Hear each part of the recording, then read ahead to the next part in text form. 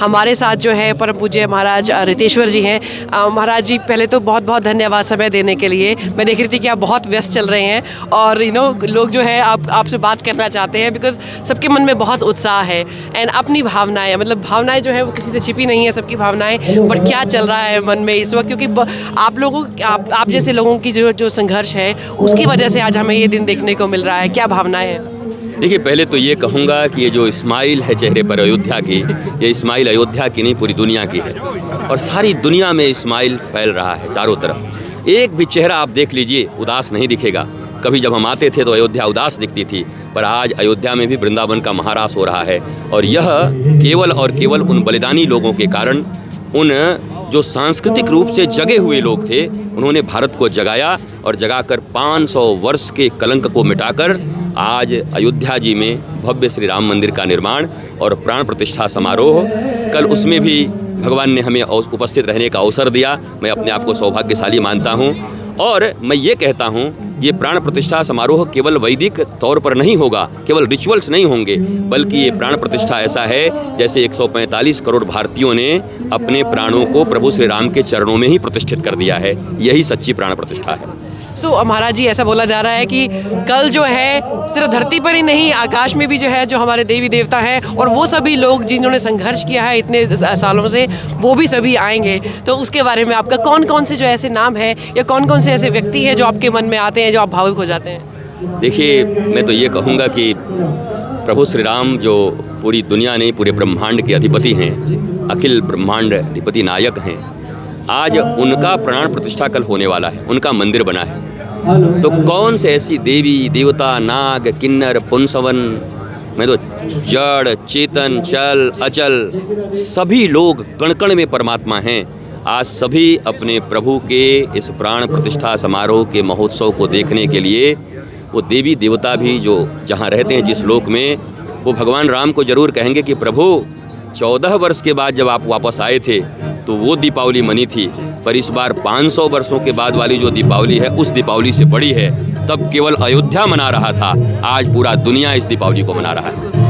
महाराज जी, जो श्री राम है वो आदर्श पुत्र रहे हैं, आदर्श भाई रहे हैं, लेकिन ऐसे आदर्श जो है वो कहीं छूटते जा रहे हैं और स्पेशली जैसे मैंने बताया कि हम लोग जो है विदेश से हैं, ये आदर्श छूटते जा रहे हैं। चाहे बात हो मेंटल हेल्थ की, चाहे बात हो सनातन जो विद्या है उससे दूर जाने की। और हमें पता चला कि सनातन यूनिवर्सिटी की भी बात हो रही है जिसकी बहुत ज़्यादा इस वक्त ज़रूरत है।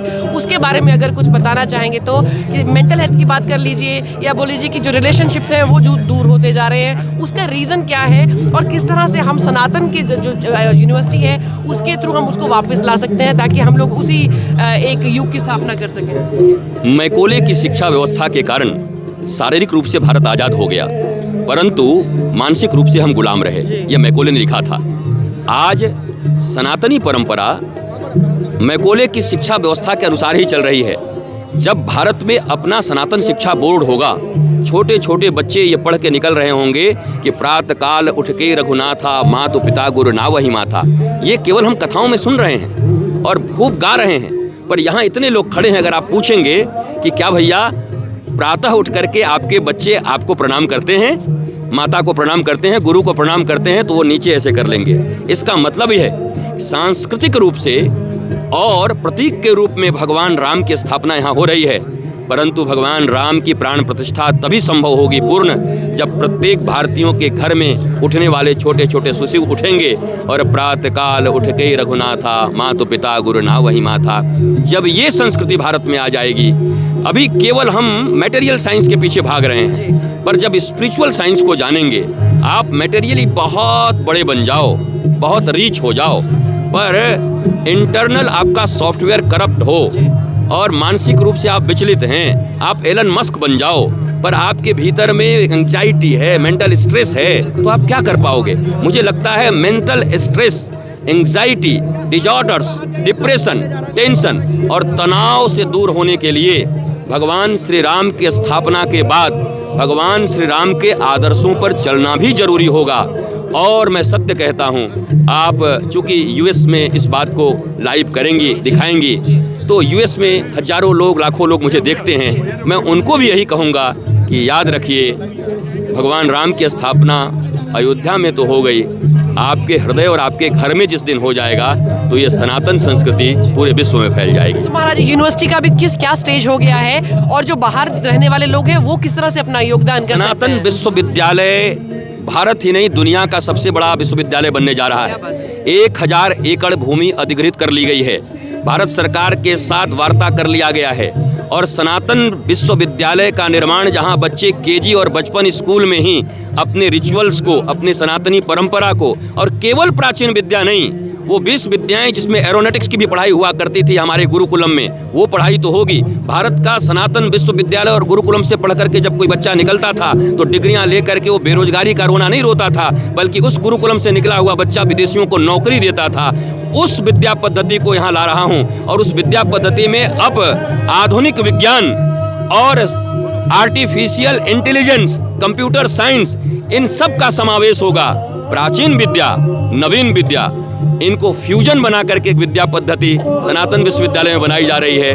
उसमें जो पढ़ के निकलेगा वो भारत के लिए नहीं, 8 अरब दुनिया के लोगों के लिए आइडियल साबित होगा और आनंददायक साबित होगा। मैंने एक व्रत भी लिया है, यहाँ से लेकर के पूरी दुनिया में मैं कहता हूँ हर आंगन तुलसी और हर घर भजन हो।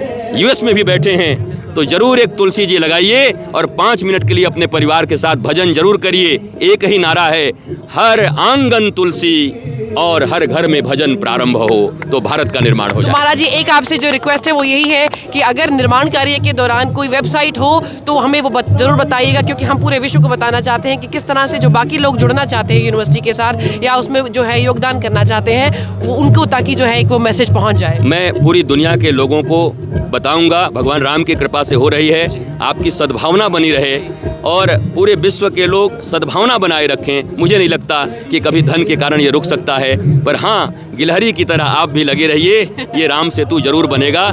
जरूर वो वेबसाइट हम जारी करेंगे और सबसे पहले आपके चैनल पर इसको हम भेजेंगे। Thank you. आप यात्रा बहुत करते हैं, सुनने में आया है कि अभी अप्रैल में एक और यात्रा आप शुरू करने वाले हैं। जी, मैं यात्राएं बहुत करता हूँ और मैं ये कहने में विश्वास हिचक नहीं रखता कि मैं 20 घंटे या 22 घंटे, मैं भी 1 या 1.5 घंटे सोता हूँ। अगर आज अभी यहाँ हूँ तो आपको फिर सुबह मैं सूरत में मिलूंगा, अभी सूरत में हूँ तो फिर आपको तमिलनाडु में मिलूंगा। मैं पूरे भारत में घूम घूम करके, यद्यपि मेरे पास आश्रम हैं, बड़े बड़े आश्रम हर जगह पर हैं, मैं आराम भी कर सकता हूँ, पर मैं एक ही बात समझता हूँ हनुमान जी की तरह, राम काज कीन्हे बिना मोहि कहाँ विश्राम। इसलिए जगह जगह जा करके भगवान राम के आदर्शों के लिए लोगों को जागृत कर रहा हूँ। क्या बात है। और ये द्वादश के दिन जो है अप्रैल में आप यात्रा शुरू करने वाले हैं। हाँ, एक महायात्रा में प्रारंभ करूँगा और वो 12 ज्योतिर्लिंगों को जोड़ेगी।